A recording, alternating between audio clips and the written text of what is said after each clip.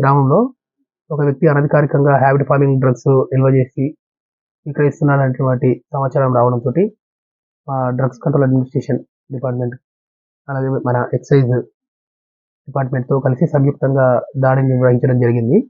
అక్కడ ఒక వ్యక్తి లైసెన్స్ లేకుండా హ్యాబిట్ ఫార్మింగ్ డ్రగ్స్‌ని నిల్వ చేయడం జరిగింది.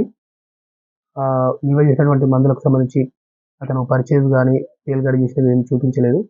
అతను లైసెన్స్ లేకుండా నిల్వ చేసినందుకు గాను మేము ఆ హ్యాబిట్ ఫార్మింగ్ డ్రగ్స్‌ని సీజ్ చేయడం జరిగింది.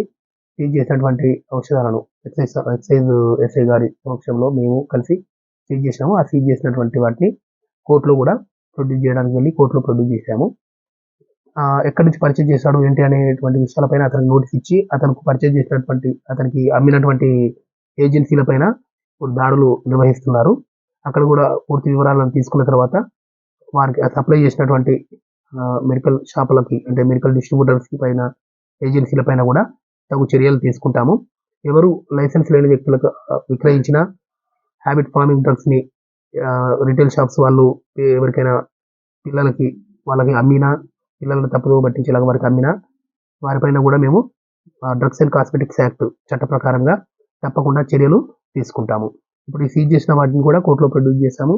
సో వెంటనే మేము ఒక త్వరలోనే ఇన్వెస్టిగేషన్ పూర్తి అవ్వగానే కేసు కూడా మేము ఫైల్ చేస్తాము అక్యూజ్డ్ పైన.